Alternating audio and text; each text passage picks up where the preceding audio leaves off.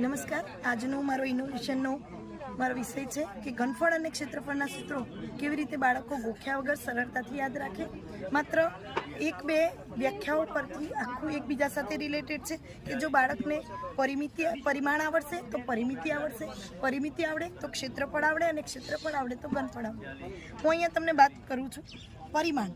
તો પરિમાણની વ્યાખ્યા એ છે કે કોઈ પણ વસ્તુની લંબાઈ, પહોળાઈ, ઊંચાઈને એનું પરિમાણ કહેવાય। બિંદુને કોઈ પણ પરિમાણ નથી, એનું કારણ બિંદુને નથી લંબાઈ, નથી પહોળાઈ કે નથી ઊંચાઈ। રેખાને માત્ર એક જ પરિમાણ છે કારણ કે રેખાને માત્ર લંબાઈ છે। ત્યાંથી આપણે પરિમિતિ ઉપર જઈએ તો પરિમિતિ એટલે આ રીતેનું સ્ટ્રક્ચર કોઈ ચોરસ ખેતરની ફરતે વાટ કરવાના દાખલા જ્યારે બાળકોને પૂછે તો આ સ્ટ્રક્ચર જોઈ તે ખબર પડી જાય કે મારે આ ચોરસની ફરતે માત્ર એની કિનારીનો ઉપયોગ કરવાનો, એટલે મારે એની પરિમિતિની જરૂર છે। તો ચોરસની પરિમિતિ એટલે 4 બાજુ એટલે 4L સૂત્ર તારવી દેશે।